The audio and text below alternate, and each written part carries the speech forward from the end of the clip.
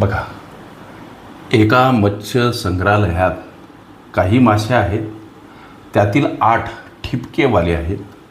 संग्रहालयातील 5 सोनेरी माशापैकी सर्व फक्त ठिपकेवाले आहेत. 7 गुलाबी माशापैकी प्रत्येकावर एकतर पट्टे आहेत किंवा ठिपके आहेत. तर संग्रहालयातील माशांची शक्य असलेली संख्या निवडा. हा प्रश्न सोडवायचा कसा? हा प्रश्न आहे लेकरांनो,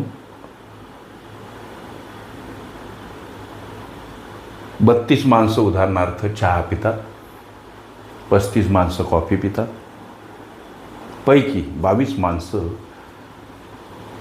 चहा आणि कॉफी किंवा 22 माणसांना चहा किंवा कॉफी चालतो. 22 माणसं असे आहेत ज्यांना चहाही चालतो, कॉफीही चालते. मग आम्ही काय करत असतो? 32 चहा पितात, 35 कॉफी पितात, हे झाले चहावाले, हे झाले कॉफीवाले, यांची बेरीज करत असतो आम्ही 67.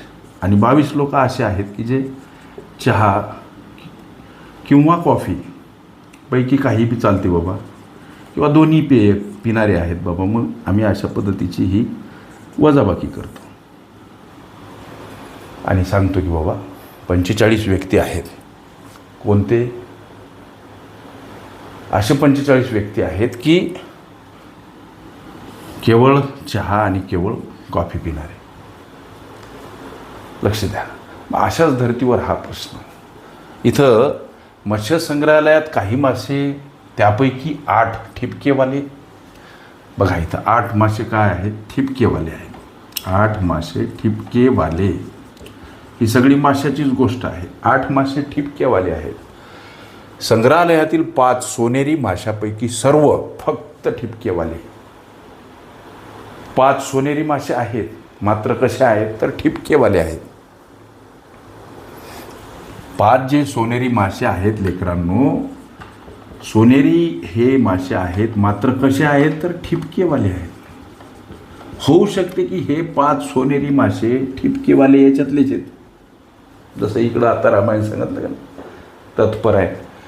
म्हणून हे 5 सोनेरी मासे मात्र ठिपक्यावाले, हे 5 सोनेरी मासे होऊ शकते यातलेच आहेत. निसंशय बिंदास्त राहा. म्हणून हे वजाबाकी. आता 3 मासे उरतात लेकरं, 3 मासे उरतात. आता हे 3 मासे जे उरतात याचं कॅल्क्युलेशन करण्यासाठी पुढं चला. गणित म्हणते 7 गुलाबी माशापैकी प्रत्येकावर एकतर पट्टे आहेत किंवा ठिपके आहेत. इथं 3 मासे उरले, एवढं ध्यान ठेवा. इकडं नवीन जे रामायण सुरू झालं, कोणतं? 7 माशापैकी 7 कोणत्या? मात्र 7 गुलाबी माशापैकी प्रत्येकावर एकतर पट्टे आहेत किंवा ठिपके आहेत. हे जे 7 गुलाबी मासे आहेत लेकरांनो, इथंच मांडतो, लक्ष द्या. 7 गुलाबी, 7 जे मासे आहेत गुलाबी आहेत. यांची ओळख कशी? तर यांच्यावर एकतर पट्टे आहेत किंवा ठिपके आहेत, किंवा ठिपके आहेत. मग आता ठिपक्यावाले 3 मासे उरले लेकरांनो, लक्ष द्या. म्हणून काय करायचं की हे जे 7 गुलाबी मासे दर्शवले यांची ओळख अशी की 7 गुलाबी माशापैकी प्रत्येकावर एकतर पट्टे आहेत किंवा ठिपके आहेत. आता ठिपक्यावाले इथं 3 मासे उरले. मग या 7 गुलाबी माशामध्ये प्रत्येकावर काही पट्टे किंवा ठिपके आहेत. याचा अर्थ या 7 गुलाबी माशामध्ये उरलेले हे 3 मासे ठिपक्यावाले आहेत, निसंशय. मग ही वजाबाकी जर केली तर इथं 4 मासे उरतात. 4 मासे उरतात. मग आता हे इथले उरलेले 3 मासे इथं ॲड का केले? तर हे 3 ठिपक्यावाले मासे या गोष्टीमधले आहेत. कोणत्या? 7 गुलाबी माशामधले आहेत. 7 गुलाबी माशामध्ये प्रत्येकावर एकतर पट्टे किंवा ठिपके आहेत. मग 7 गुलाबी माशामधले हे उरलेले 3 मासे आहेत ज्यांच्यावर ठिपके आहेत. शेवटी उरलेली संख्या कोणती आहे? 4 मासे. लक्ष द्या. मग आता 8 ठिपक्यावाले, लक्ष द्या, ठिपक्यावाले प्रारंभी आलेले 8 ठिपक्यावाले. आता ठिपक्यावाले मासे संपले. 4 जे मासे उरले ते काहीतरी वेगळे 4 जे मासे उरतात हे लेकरांनो पट्ट्यावाले असले पाहिजे, पट्ट्यावाले असले पाहिजे.